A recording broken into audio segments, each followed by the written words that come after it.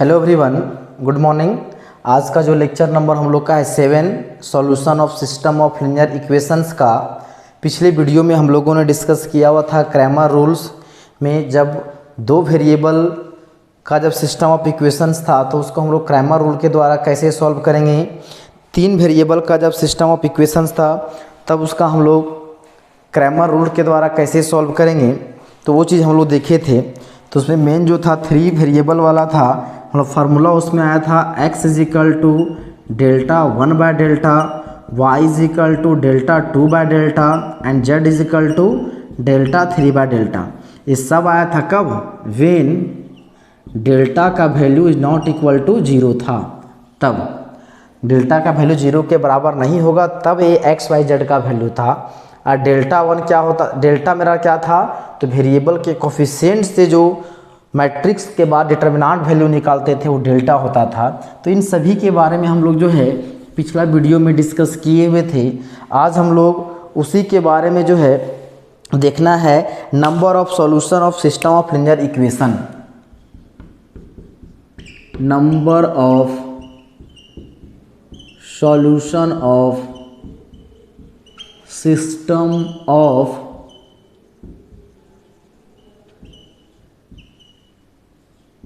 Linear equation. दिया गया जो लीनियर इक्वेशन है उसको क्या है, सिस्टम ऑफ लीनियर इक्वेशंस होगा ना। तो क्या लीनियर इक्वेशंस का हम लोग नंबर ऑफ सॉल्यूशन, मतलब दिया गया सिस्टम ऑफ इक्वेशन का कितना सॉल्यूशन होगा, कितना सॉल्यूशन होगा, उसी में हम लोग जो है डिस्कस फिर से करेंगे कंसिस्टेंसी और इनकंसिस्टेंसी। जैसा कि क्लब पिछले जो एक्सरसाइज था 8.1 में, तो उसमें भी हम लोग डिस्कस किए थे कंसिस्टेंसी और इनकंसिस्टेंसी। यहाँ भी हम लोग को कंसिस्टेंसी और इनकंसिस्टेंसी डिस्कस करना है। तो इसमें नंबर ऑफ सॉल्यूशन मतलब कब जो है दिया गया सिस्टम ऑफ इक्वेशन का यूनिक सॉल्यूशन होगा, मतलब सिंगल सॉल्यूशन होगा, मतलब यूनिक वैल्यू आएगा। कब सिस्टम का नो सॉल्यूशन होगा और कब जो है इनफाइनाइटली मेनी सॉल्यूशन होगा। हम लोग कंसिडर कर लेते हैं, let the given system of equations be, let the given system of equations be a1x plus b1y plus c1z is equal to d1। हो जाएगा a2x plus b2y plus c2z is equal to d2, a3x plus b3y plus c3z equal to d3। ये हम लोगों ने मान लिया क्या है, सिस्टम ऑफ इक्वेशंस है, दिया हुआ है। इसके हम लोग जानते हैं क्रैमर रूल में क्या करते हैं, लेट करते हैं डेल्टा। तो डेल्टा क्या है, वेरिएबल के कोफिशिएंट से जो जिसका डिटर्मिनेंट वैल्यू निकलता है, a1 b1 c1, a2 b2 c2, a3 b3 c3। Delta 1 क्या होता है, तो यहाँ जो x का जो कोफिशिएंट जो था सिस्टम ऑफ इक्वेशन में a1 a2 a3, उसके जगह पे हम लोग क्या लिखेंगे, कांस्टेंट टर्म लिखेंगे। मतलब हो जाएगा यहाँ पे d1 d2 d3, फिर एज यूजुअल उसको उतार दीजिए b1 b2 b3 c1 c2 c3। फिर हम लोग डेल्टा 2 निकालेंगे। तो डेल्टा 2 क्या होता था, y का कोफिशिएंट को हम लोग वहाँ से क्या करेंगे, हटा देंगे और वहाँ पे क्या है, कांस्टेंट टर्म को ले आएंगे। तो x वाला कोफिशिएंट यहाँ पे क्या a1 a2 a3 रहेगा, b1 b2 b3 जहाँ पर क्या हो जाएगा d1 d2 d3 लग जाएगा c1 c2 c3। And delta 3 क्या था, तो हम लोग क्या z के कोफिशिएंट को हटा करके वहाँ पे कांस्टेंट टर्म ले आएंगे। तो जगह a1 a2 a3 b1 b2 b3, यहाँ जगह d1 d2 d3। अब हम लोग क्या है, सबका अलग अलग हम लोग क्या निकालेंगे, वैल्यू निकालेंगे। क्या निकालेंगे, वैल्यू निकालेंगे। और हम लोग पढ़े हुए थे कि वी नो दैट, तो वी हैव सीन क्या था, तो डेल्टा इज इक्वल टू था x डेल्टा 1, इसको मान लेते हैं 1। फिर था डेल्टा इज इक्वल टू था y डेल्टा 2। इस तरह से हम लोग जो है फार्मूला हम लोग देखे हुए थे। तो फिर हम लोग क्या था, 1 मिनट, इसको हम लोग देखे थे कि x डेल्टा उल्टा लिख दिया ना, हम लोग यहाँ पे उल्टा लिख दिए हैं। क्या होगा यहाँ पे, क्योंकि x का वैल्यू क्या लाया था हम लोग डेल्टा 1 बाय डेल्टा था, तो हो जाएगा यहाँ से x delta is equal to delta 1। फिर था कि y delta is equal to delta 2, इसको मान लेते हैं 2। फिर था z delta is equal to delta 3, ये हो जाएगा 3। ये चीज़ हम लोग फार्मूला पढ़े हुए थे कल जब हम लोग बताए थे उस समय, और अभी भी हम लोग देखें। मतलब यहाँ से x बराबर क्या हो जाएगा डेल्टा 1 बाय डेल्टा, y बराबर हो जाएगा डेल्टा 2 बाय डेल्टा, z बराबर हो जाएगा डेल्टा 3 बाय डेल्टा। अब हम लोग क्या अलग अलग वैल्यू निकालेंगे। अब हम लोग यहाँ पे 3 कंडीशन देखेंगे, इसी से हम लोग जो है कंसिस्टेंसी और इनकंसिस्टेंसी इसी में हम लोग का डिस्कस हो जाएगा। नंबर ऑफ सॉल्यूशन भी हम लोग का इसी में डिस्कस हो जाएगा। हम लोग 3 कंडीशन क्या देखेंगे उसको ध्यान से देखिएगा। पहला, if delta is not equal to 0, यदि डेल्टा का वैल्यू, इस डेल्टा का वैल्यू क्या हो जाए 0 के बराबर नहीं होगा, तब होगा given system of equation is consistent, then given system of equations is consistent। Consistent कहने का मतलब क्या था, मतलब उसका वैल्यू क्या निकलेगा, कुछ ना कुछ उसका वैल्यू निकलेगा। और क्या होगा, एंड इट हैज़ क्या unique solution, and it has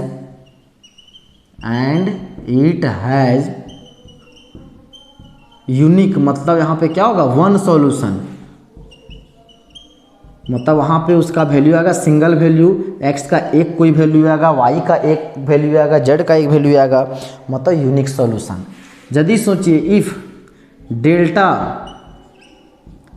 बराबर 0, यदि डेल्टा का वैल्यू 0 के बराबर आ गया, तब हम लोग को यहाँ पे दो कंडीशन निकालना होगा यहाँ पे। जैसा कि हम लोग पिछला में पढ़े थे कि जब दिया गया डिटर्मिनांट, यही डिटर्मिनांट था a, यदि हम लोग ये वेरिएबल का कोफिशिएंट को हम लोग मानते थे वहाँ पे a, और उससे जो था यदि हम लोग डिटर्मिनांट ऑफ a निकालते थे इज नॉट इक्वल टू 0 था, तो क्या बोलते थे given system of equation is consistent and has unique solution. Same condition यहाँ पे, वहाँ पे हम लोग a बोले थे, यहाँ पे डेल्टा बोल रहे हैं, तो delta is not equal to 0, मतलब given system of equation is consistent and has unique solution. यदि डेल्टा बराबर 0 होगा तब हम लोग को यहाँ पे क्या होगा, then find delta 1, delta 2, delta 3।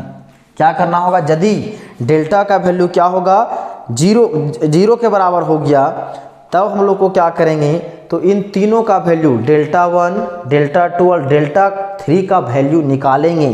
और यदि क्या है any of delta 1, delta 2, delta 3 is non zero आ जाएगा, यदि इसी में बोल रहे हैं if any one of delta 1, delta 2, delta 3 is क्या हो जाए नॉन जीरो, यदि इन तीनों में से जैसे डेल्टा 1 का वैल्यू निकाले उसका कुछ वैल्यू निकलेगा, डेल्टा 2 का वैल्यू कुछ निकलेगा, और क्या हो जाएगा डेल्टा 3 का कुछ वैल्यू निकलेगा। यदि वो क्या हो जाए, इसमें कोई भी तीनों में से कोई भी एक मेरा क्या आ जाए नॉन जीरो आ जाए, तो देन सिस्टम ऑफ इक्वेशन क्या होगा, होता है inconsistent, then system of equations is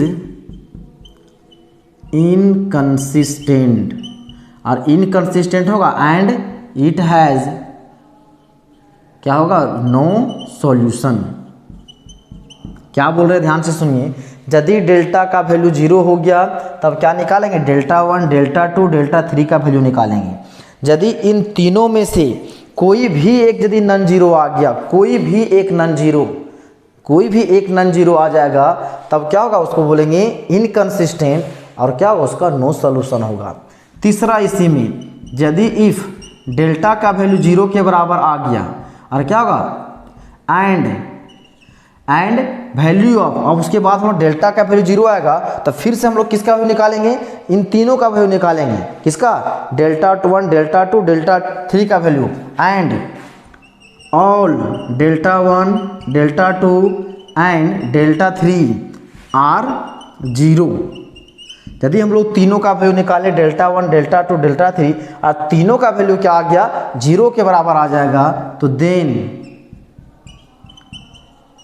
system of equations is क्या हो जाएगा, consistent and it has infinitely many solution. क्या हो जाएगा उसमें, तो मेनी सॉल्यूशन होगा। मतलब यहां से क्या हो गया, तीन कंडीशन इंपॉर्टेंट कंडीशन जैसा कि पहले पढ़े थे उसी के अनुसार delta is not equal to zero होगा unique solution, consistent unique solution. Delta zero तो हम लोग तीनों चेक करेंगे, डेल्टा 1, डेल्टा 2, डेल्टा 3। यदि उसमें भी क्या नन जीरो आ गया, सब तीनों में से कोई एक यदि नन जीरो आ जाएगा तो क्या होगा, इनकंसिस्टेंट, और उसको सॉल्यूशन क्या होगा, नो सॉल्यूशन। यदि डेल्टा जीरो है, तीनों निकालेंगे और तीनों का वैल्यू जीरो के बराबर आ गया तो क्या होगा, कंसिस्टेंट, और क्या होगा, इनफाइनाइटली मेनी सॉल्यूशन। तो याद कीजिए, इसी तरह से कुछ हम लोग का था उसमें जब मैट्रिक्स में पढ़े थे, इसी का एक्सरसाइज नंबर 1 में यदि determinant of A is not equal to zero था तब क्या करते थे, तब होता था कंसिस्टेंट होता था, और तो क्या होता था, तो यूनिक सॉल्यूशन होता था। दूसरा में था जब डिटर्मिनेंट ए का वैल्यू जीरो तो हम लोग क्या निकालते थे, adjoint of A into B निकालते थे। यदि इसका वैल्यू नॉट जीरो आ गया, क्या आ गया, यदि adjoint of A into B का वैल्यू नॉट जीरो आ गया तब क्या होता था, इनकंसिस्टेंट, और इसके बाद क्या होता था, तो नो सॉल्यूशन। और तीसरा में था यदि डेल्टा का वैल्यू से पता डिटर्मिनेंट ऑफ ए का वैल्यू जीरो आ गया और हम लोग क्या निकालें, adjoint of A into B का प्रोडक्ट निकालें और क्या आ गया, इसका वैल्यू जीरो आ गया, तब क्या होता था, तो कंसिस्टेंट होता था, लेकिन क्या होता था, तो मेनी सॉल्यूशन। तो क्या होता था, infinitely many solution.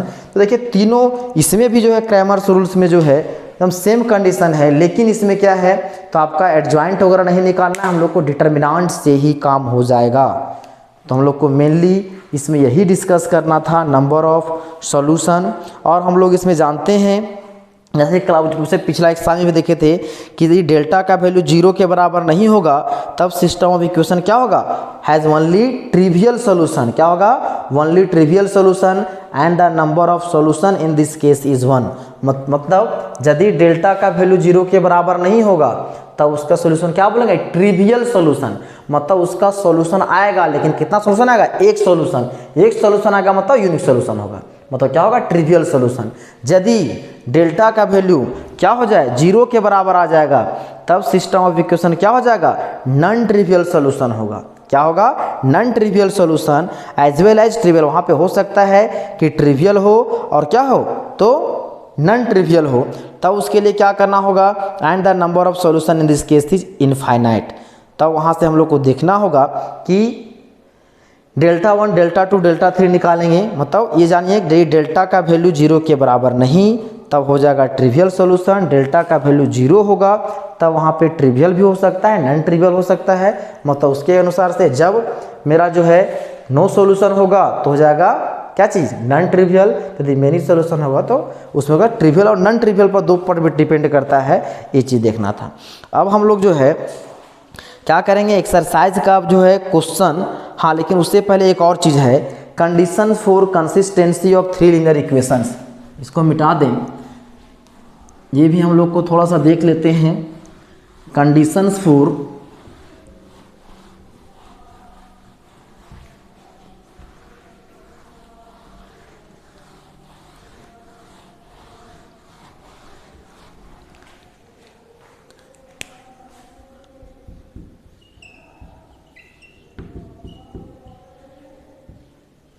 condition for consistency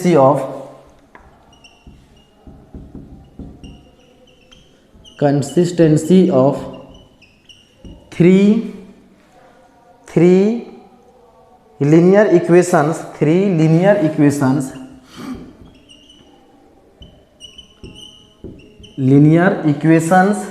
in two unknowns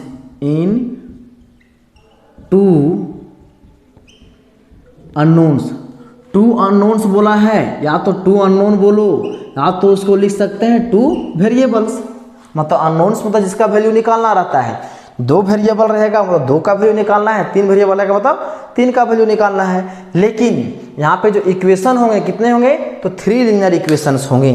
तब क्या करना है, लेट कर लीजिए, let the system of 3 linear equations,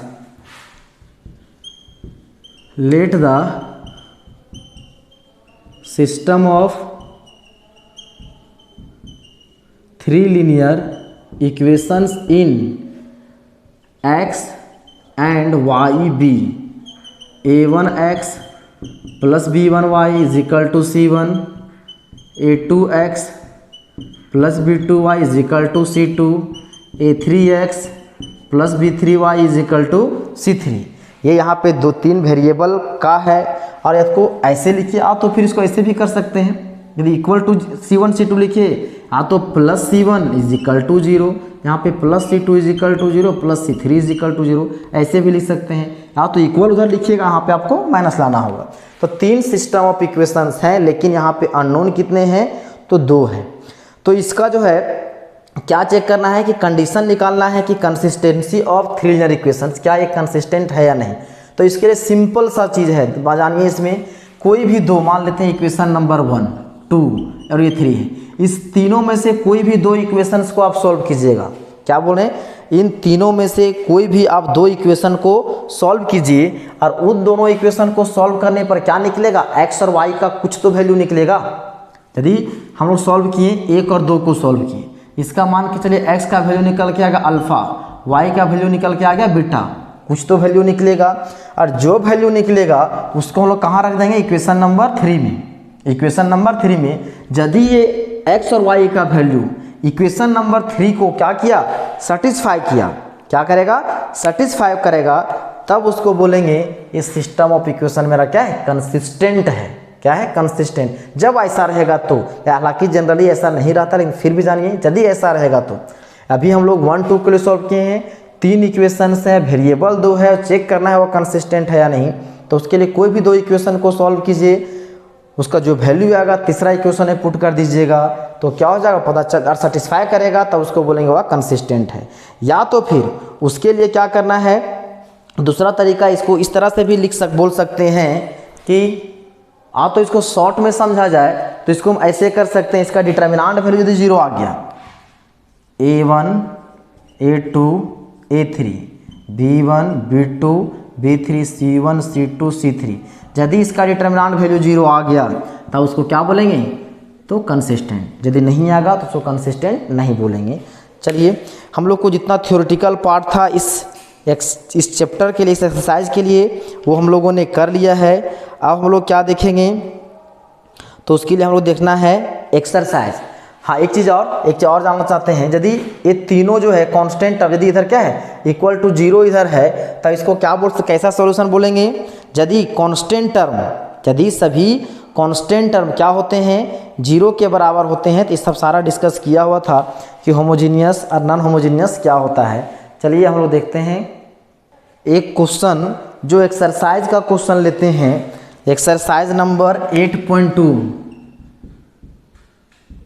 exercise number 8.2 का जो पहला जो क्वेश्चन है, बोलता है solve the following system of equations, तो बोलता है solve the following equations bye Cramer rule, तो फिर बोल सकते इसको डिटर्मिनेंट मेथड। जैसा कि पहला नंबर क्वेश्चन, पहला बोलता है यह है x minus 2y is equal to 0, फिर है 7x plus 6y is equal to 40, ऐसा दिया गया है। अब इसका हमको क्या निकालना है, क्रैमर रूल के द्वारा वैल्यू निकालना है। तो इसका अब इसमें जो 3 क्वेश्चंस और दिए गए हैं वह 2 वेरिएबल और 2 इक्वेशंस का है, तो आपका भी उन तीनों का भी सॉल्यूशन आप उसी प्रकार से कर लीजिएगा जैसा हम इसको बताएंगे। तो इसके लिए हम लोग जानते हैं कि जब थ्योरेटिकल पार्ट में ही देखे थे कि हम लोग क्या मानेगा, लेट डेल्टा मानना है। तो लेट डेल्टा यहाँ पे क्या हो जाएगा, तो हियर लिखिए, डेल्टा कितना हो जाएगा, वेरिएबल के कोफिशिएंट, तो 1 -2 7 6, इसका वैल्यू निकालेंगे तो हो जाएगा 1 × 6 माइनस हो जाएगा -2 × 7 तो हो जाएगा 6 + 14 तो हो जाएगा 20। डेल्टा 1 निकालेंगे तो यहाँ पे जो x का कोफिशिएंट के यहाँ पर क्या लिखेंगे, कांस्टेंट वाला टर्म डाल देंगे और y का कोफिशिएंट जो है रहने देंगे, मतलब इसके यहाँ पे कांस्टेंट अब इसको रहने दिए। एक्सपेंड करेंगे हो जाएगा 0 × 6 माइनस हो जाएगा 40 × -2 तो हो जाएगा 0 - +80 = क्या हो जाएगा 80। डेल्टा 2 लेंगे तो ये कितना हो जाएगा, अब y के कोफिशिएंट को छोड़ देंगे तो हो जाएगा 1 7 0 40। अब इसको हम लोग सॉल्व कीजिए तो हो जाएगा 1 × 40 - 7 × 0 तो हो जाएगा 40 - 0 = 40। अब सिंपल है, अब इसको क्या करना है, फार्मूला हम लोग जानते हैं और क्या निकाल देना है, तो x और y का वैल्यू निकाल देना है। अब हम लोग जानते हैं फार्मूला क्या होता है, वी नो दैट क्या होता है x = डेल्टा 1/डेल्टा। तो डेल्टा 1 का वैल्यू कितना है देखिए 80/20 हो जाएगा 4 एंड y = होता है डेल्टा 2/डेल्टा। तो डेल्टा 2 कितना आया 40/20 हो जाएगा 2। तो देयरफॉर क्या हो जाएगा x = 4 एंड y = 2। ये मेरा क्या हो गया आंसर। यदि चेक करना है कि आंसर सही है या नहीं, इन दोनों में से किसी भी क्वेश्चन में पुट करेंगे मतलब उसको क्या करना चाहिए, सेटिस्फाई। चलिए इसी में ले लें तो x का वैल्यू कितना है 4 - 2 × y का वैल्यू है 2 हो जाएगा 4 - 4 = 0। देखिए RHS आ गया है, सेटिस्फाई कर रहा है, मतलब ये वैल्यू सही है। यदि इसमें पुट करना चाहते हैं तो 7 × 4 जोड़ 6 गुना हो जाएगा 2 तो 7 चौके 28 जोड़ 12 ये कितना हो जाएगा 40। देखिए मेरा क्या हो गया, मतलब हम लोग जो वैल्यू निकाले हैं x एंड y का वैल्यू वो मेरा क्या है सही है। अब जो है देखिए इस एक्सरसाइज में जो है पहला नंबर का क्वेश्चन 3 क्वेश्चन दिया गया था, वो आप क्वेश्चन सॉल्व कर लीजिएगा, वो आपके लिए काम है। अब उसमें जो बचे हुए जो क्वेश्चंस हैं, क्वेश्चन नंबर 2 और बहुत सारे क्वेश्चन हम लोग नेक्स्ट वीडियो में डिस्कस करेंगे। तो उम्मीद करते हैं जितना आपको बताया गया सही में आ गया होगा। आज के लिए इतना ही, धन्यवाद।